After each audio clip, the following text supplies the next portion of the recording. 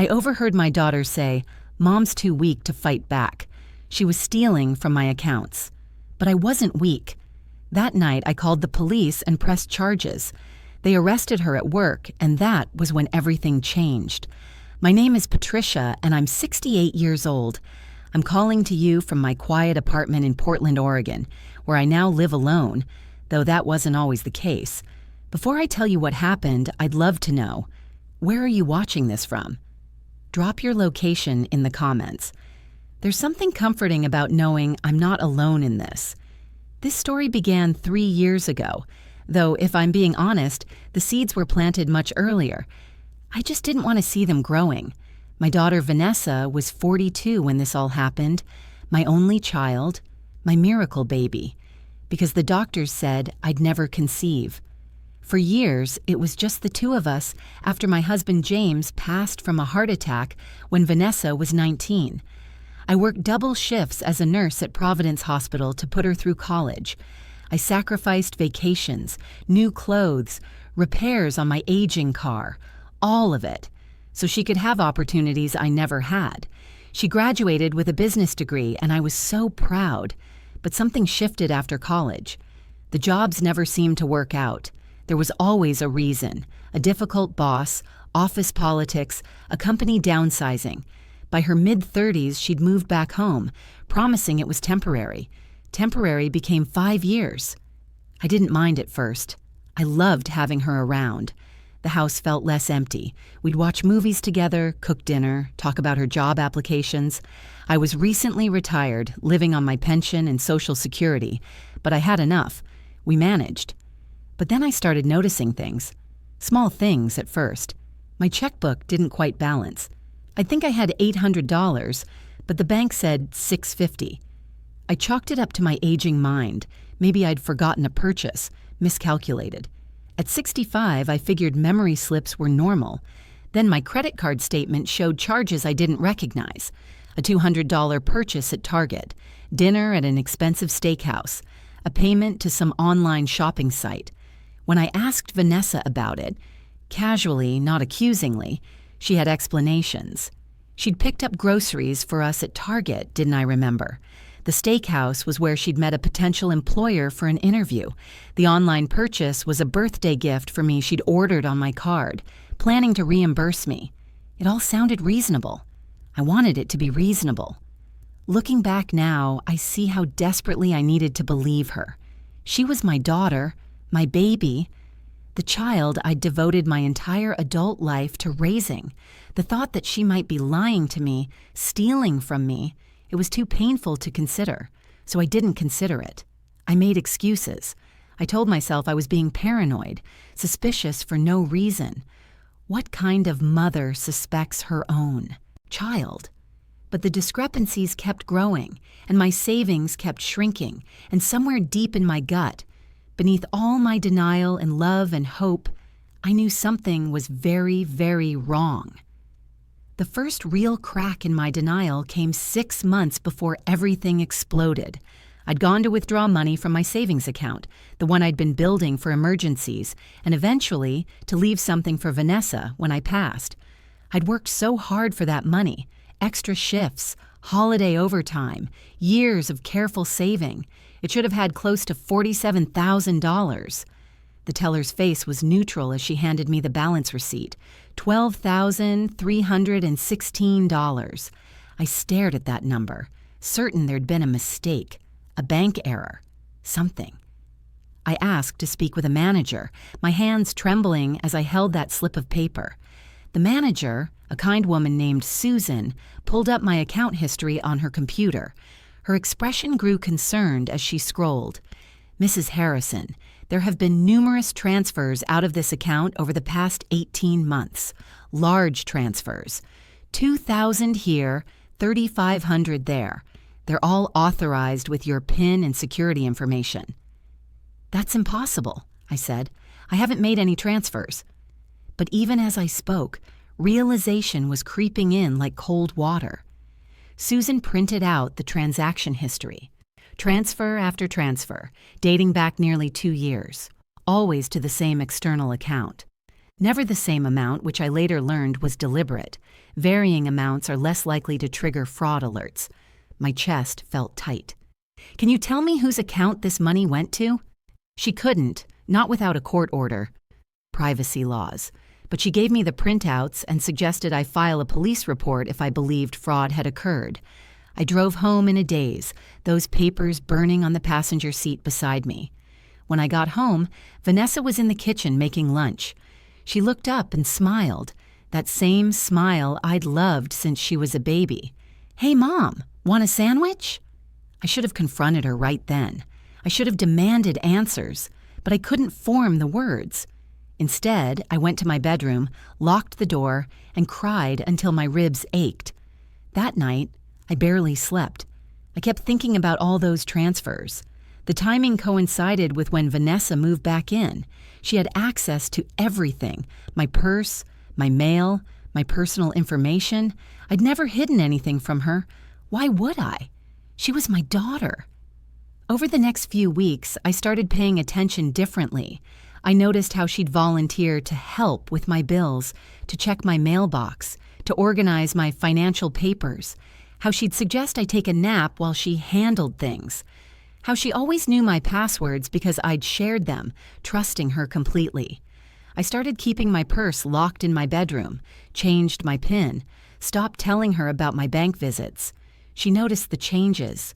"Mom, why are you being so secretive lately? Is everything okay?" "Everything's fine, honey." But everything wasn't fine. I was living with someone I no longer trusted, and that someone was my own child. The person I'd given everything to. The person I'd protected and sacrificed for. The person who'd been systematically robbing me blind.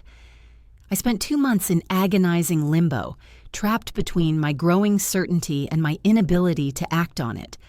Part of me kept hoping I was wrong, that there was some explanation I hadn't considered. Maybe someone had hacked my account and Vanessa had nothing to do with it. Maybe there was identity theft involved. Maybe. But the evidence kept mounting. I discovered she'd opened a credit card in my name. I only found out when I checked my credit report, something I'd never done before. But Susan at the bank had recommended it. There it was, a Capital One card I'd never applied for, with a balance of $8,900, all charged in the past year. When I checked the statements online, using a password reset because I'd never had the password to begin with, I saw purchases at stores I never shopped at, restaurants I'd never visited, even a weekend at a resort in Cannon Beach I'd never been to. My hands shook as I scrolled through the charges. Each one felt like a betrayal, a little knife wound. This wasn't accidental. This wasn't a misunderstanding. This was deliberate, calculated theft, and she'd been doing it while living under my roof, eating food I bought, using utilities I paid for, all while pretending to love me. I started documenting everything. I created a folder hidden in my closet with printed bank statements, credit card bills, those transfer records from the bank. I felt like a detective in my own home, gathering evidence against my own daughter. The stress was eating me alive. I lost weight, couldn't sleep. My doctor asked if I was okay, and I lied and said I was fine. How do you tell someone that your child is stealing your retirement? It felt shameful somehow, like I'd failed as a mother.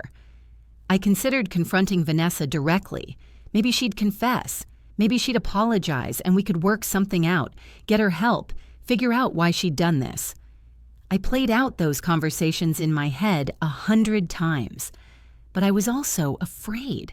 Afraid of her reaction, afraid of losing her completely, afraid of what it would mean to admit that my daughter, my precious miracle daughter, was a thief.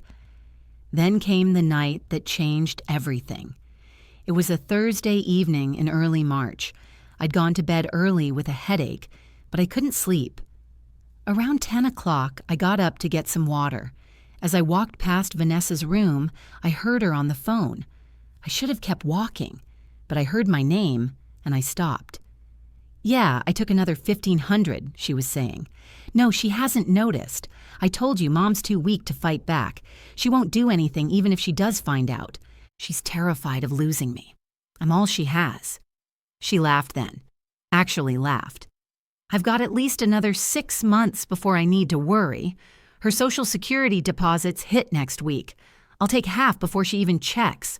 Trust me, this is the easiest money I've ever made.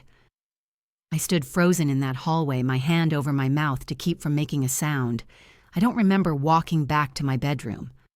One moment I was outside Vanessa's door. The next I was sitting on my bed in the dark, shaking uncontrollably. Too weak to fight back. Those words kept echoing in my head, each repetition like a slap. Is that really what she thought of me? That I was some pathetic old woman she could manipulate forever? That my love for her made me powerless? I looked at myself in the mirror across from my bed. Even in the darkness, I could see my reflection, a 68-year-old woman who'd worked her whole life, who'd survived her husband's death, who'd raised a child alone, who'd spent 4 decades as a nurse dealing with emergencies and life-or-death situations. I wasn't weak. I'd just been loving. There's a difference. But Vanessa had mistaken my love for weakness, my trust for stupidity, my mercy for opportunity. Something shifted in me that night. The mother who'd been making excuses, who'd been paralyzed by hope and denial, who'd been too afraid to face the truth, she was done. In her place was a woman who'd been pushed too far. I didn't sleep at all that night. I lay in bed staring at the ceiling, and I made a decision. Several decisions, actually. First, I was not going to confront Vanessa privately. There would be no emotional confrontation, no begging for explanations, no giving her a chance to lie to my face again. She'd been lying for years. One more conversation wouldn't change anything. Second, I was going to the police. This wasn't just a family matter anymore. This was fraud, identity theft, elder abuse. These were crimes, and I was going to treat them as crimes. Third, I was done protecting her from the consequences of her actions. I'd spent her whole life shielding her, making excuses, giving her chances. And look where that had gotten me. Robbed, disrespected, laughed about on phone calls. When morning came, I acted completely normal. I made coffee, said good morning to Vanessa, discussed the weather. She had no idea that everything had changed. I'm going out for a bit, I told her around 9 o'clock, running some errands. Sure, Mom. Need anything while you're out? The audacity of that question, as if she cared about my needs while she was draining my bank accounts. No, honey, I'm fine. I drove to the police station on 47th Avenue. My heart was pounding so hard I thought I might have a heart attack before I even got inside. I sat in the parking lot for 10 minutes, gripping the steering wheel, asking myself if I was really going to do this. Then I remembered her laughing. Mom's too weak to fight back. I grabbed my folder of evidence and walked inside. The officer at the front desk was young, maybe 30. Can I help you, ma'am? I need to report a theft, I said. My voice was steady, stronger than I expected. My daughter has been stealing from me. I have documentation. His expression shifted from routine to concerned. Let me get you to a detective. Please, have a seat. Detective Rachel Martinez met with me in a small office that smelled like old coffee and copy paper. She was maybe in her mid-40s with kind eyes that reminded me of my nursing colleagues, people who'd seen difficult things but hadn't lost their compassion. Mrs. Harrison, I understand you want to report financial theft? I nodded and opened my folder. My hands weren't shaking anymore. I felt strangely calm, like I'd stepped into a river and the current was carrying me forward, whether I liked it or not. My daughter has been stealing from my bank accounts, credit cards, and retirement savings for approximately 2 years. I have documentation here. I spread the papers across her desk. Bank transfer records, credit card statements for accounts I never opened, a timeline of discrepancies. Detective Martinez put on reading glasses and began examining the documents.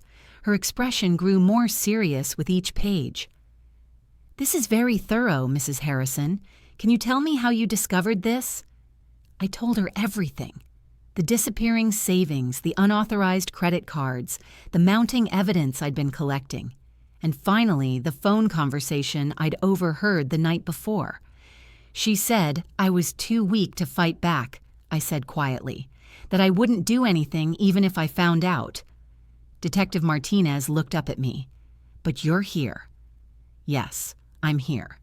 She asked me detailed questions. Did Vanessa have legal access to my accounts? Had I ever given her permission to make transfers?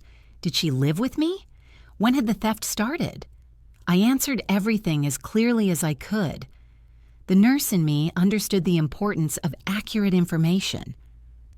Mrs. Harrison, I need to be honest with you about what happens next, Detective Martinez said, setting down her pen. If you want to press charges, this will likely result in your daughter's arrest. The evidence you've provided is substantial. This isn't a gray area. These are serious crimes. Identity theft, forgery, elder financial abuse. She could face significant jail time. My stomach twisted. I understand. Are you prepared for that? I ask because many family members change their minds at this point. It's not easy to see a loved one arrested. I thought about that for a long moment. Was I prepared? Could I really go through with this?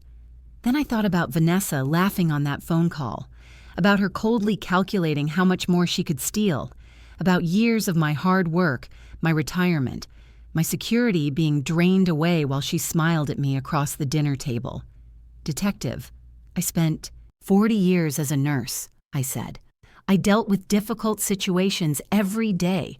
I made hard decisions. And one thing I learned is that enabling someone's harmful behavior doesn't help them. It hurts them. My daughter needs to face consequences. Maybe she needed to face them a long time ago. Detective Martinez nodded slowly.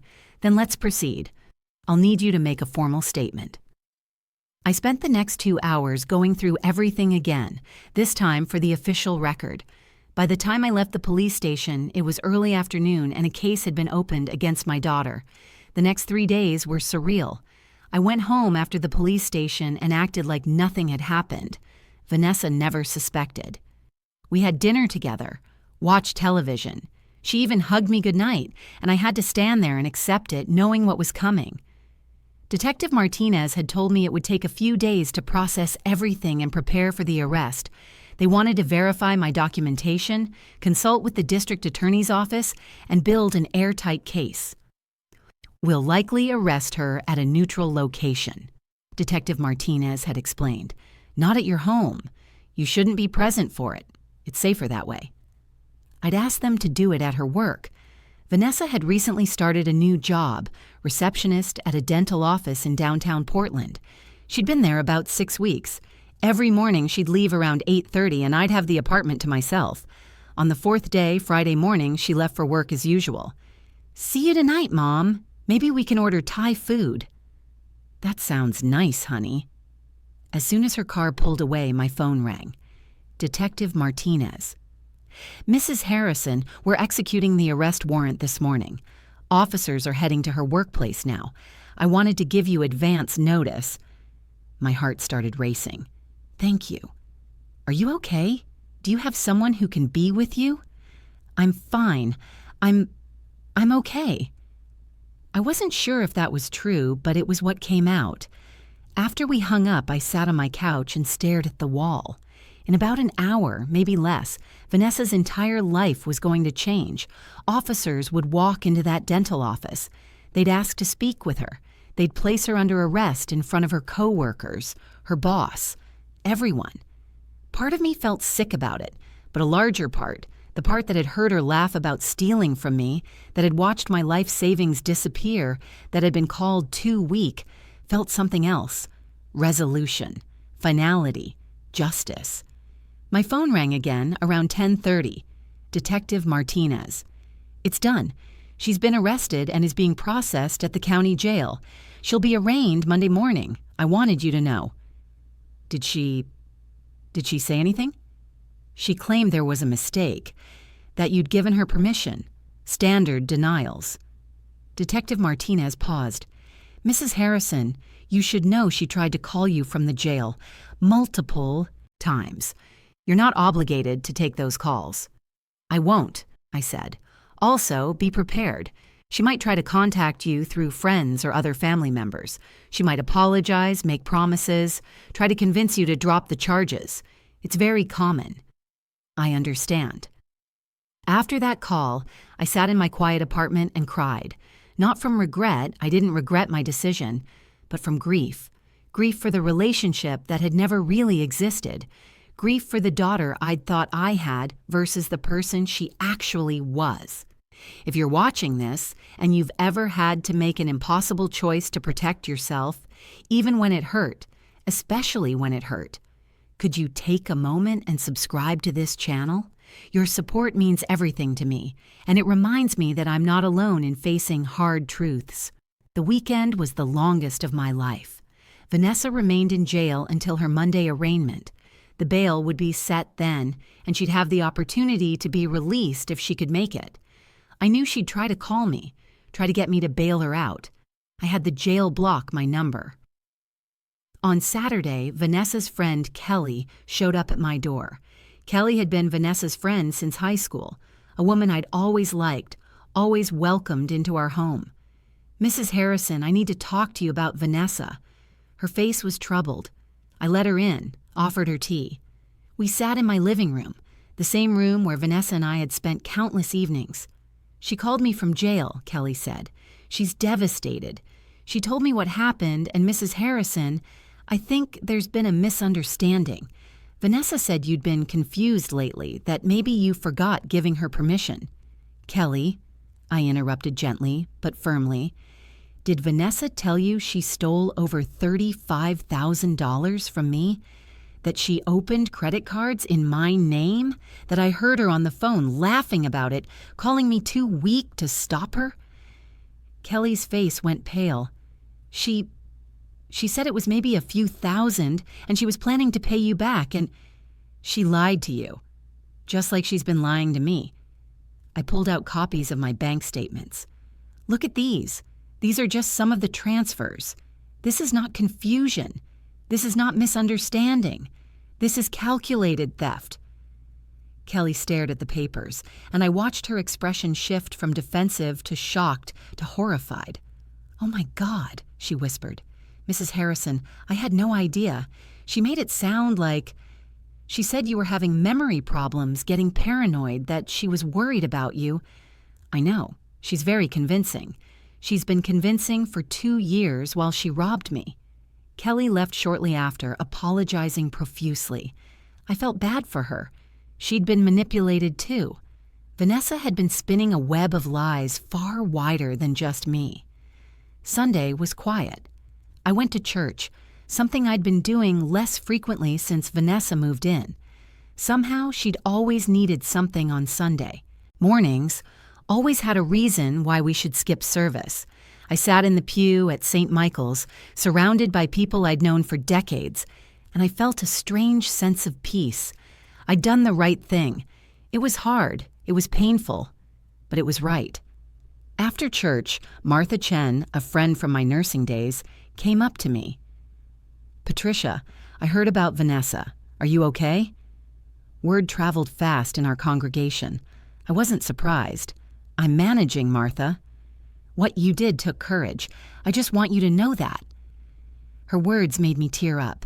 I'd been so worried about judgment, about people thinking I was a bad mother for having my daughter arrested. But Martha understood. "Thank you," I managed to say. Monday morning came. Vanessa's arraignment was at 9 o'clock. Detective Martinez had told me I didn't need to attend, and I chose not to. I couldn't face seeing her yet. Detective Martinez called me after the arraignment. "The judge set bail at $50,000, she said. 10% to a bondsman would be $5,000. Your daughter doesn't have it." I felt a twinge at that. Vanessa would remain in jail until her trial unless someone posted bond. But I also felt something else. Validation that she'd spent everything she'd stolen from me. All that money gone, with nothing to show for it. "The district attorney is offering a plea deal," Detective Martinez continued. "If she pleads guilty, they'll recommend 3 years in prison with credit for time served, plus restitution of the full amount stolen and 5 years probation." And if she doesn't take it, then it goes to trial. Given the evidence, she'd likely face significantly more time if convicted, 5 to 7 years, potentially. 3 years. My daughter would be in prison for 3 years. Has she responded to the offer? Her public defender is reviewing it with her. Mrs. Harrison, she's been asking to speak with you. She claims if she could just talk to you, she could explain everything. There's nothing to explain. I heard what I heard. I saw the bank statements. I understand. I just want you to be aware that she's going to try to reach out. And Detective Martinez hesitated. Be prepared for her to say things designed to manipulate you. Expressions of love, promises to change, claims that she was planning to tell you that she was going to pay you back. It's textbook behavior. I'm prepared, I said, though I wasn't sure if that was true. That afternoon, a letter arrived. Not from Vanessa, the jail would screen those, but from her public defender, requesting that I consider meeting with Vanessa as part of a restorative justice process. I threw the letter away. 2 days later, another call from Detective Martinez. She took the plea deal. She'll be sentenced in 3 weeks. The prosecution may ask if you want to give a victim impact statement. A victim impact statement. Standing in front of a judge and my daughter, explaining how her actions had affected me. Can I think about it? Of course. You have time. I spent days wrestling with that decision. Part of me wanted to speak, wanted Vanessa to hear, really hear what she'd done. But another part of me just wanted it to be over. I kept thinking about what I'd say if I did speak. Would I talk about the financial impact? The betrayal? The nights I'd spent crying? The way she'd laughed on that phone call? In the end, I decided I would give a statement. Not for Vanessa. I no longer believed anything I said would change her, but for myself, for closure. I spent a week writing it, revising it, trying to find words that captured the depth of what had happened without descending into anger or bitterness. The sentencing hearing was on a Tuesday morning. I wore my navy dress, the one I used to wear to important occasions. I did my makeup carefully, fixed my hair. I wanted to look strong because I was strong, and it was time for Vanessa to see that. The courtroom was smaller than I'd imagined. Judge William Bradford presided, a man in his 60s with gray hair and a stern but not unkind face. Vanessa sat at the defense table in an orange jumpsuit, looking thinner than when I'd last seen her. When I walked in, she turned, and our eyes met for the first time since her arrest. She looked shocked to see me there. The proceedings began formally. The charges were read. Vanessa, through her attorney, confirmed her guilty plea to multiple counts of fraud and identity theft. Then the judge asked if anyone would like to make a statement. The prosecutor nodded to me. I stood, my legs shaky but my resolve firm. I walked to the podium, my written statement in my hands. Your Honor, my name is Patricia Harrison, and I'm the victim in this case. My voice was steady, louder than I'd expected. The defendant is my daughter, my only child. For 42 years, I loved her unconditionally. I sacrificed for her. After my husband died, I worked double shifts to put her through college. I gave her a home when she needed one. I trusted her with every aspect of my life. I paused, glancing at Vanessa. She was crying silently. She repaid that trust by systematically stealing my retirement savings, my security, my peace of mind, over $35,000, money I'd spent 40 years earning. Money I'd saved carefully, denying myself small pleasures so I could have security in my old age. But the financial theft, Your Honor, was only part of it. She stole something else, too. She stole my ability to trust. She stole the last years I could have spent enjoying my retirement without stress. She stole the mother-daughter relationship we could have had. My hands gripped the podium. I overheard her on the phone, laughing about stealing from me. She told someone I was too weak to fight back. That phrase haunted me, but it also woke me up, because I'm not weak. I'm a woman who survived widowhood, who raised a child alone, who spent 4 decades in a demanding profession. I'm a woman who found the courage to hold my own daughter accountable. Your Honor, I don't tell you this to be vindictive. I tell you this so you understand the depth of betrayal involved. This wasn't a stranger. This wasn't a one-time mistake. This was calculated, ongoing theft from her own mother. I hope my daughter gets help in prison. I hope she learns accountability. I hope someday she understands the gravity of what she's done. But whether she does or not, I need the court to send a message that elder abuse is serious, that children don't get a pass to destroy their parents' lives. I folded my papers. Thank you for allowing me to speak. As I walked back to my seat, I felt lighter somehow, like I'd been carrying a weight and finally set it down. Judge Bradford nodded solemnly. Thank you, Mrs. Harrison. Your courage in coming forward is commendable. Then he turned to Vanessa.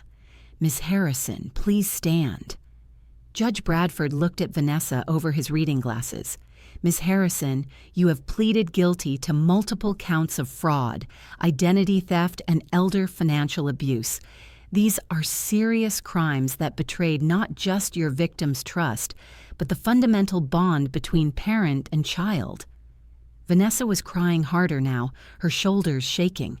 The court accepts your guilty plea and hereby sentences you to 3 years in the Oregon Department of Corrections, with credit for time served. Upon release, you will serve 5 years of supervised probation. You are ordered to pay full restitution of $37,462 to the victim. He paused, looking directly at Vanessa.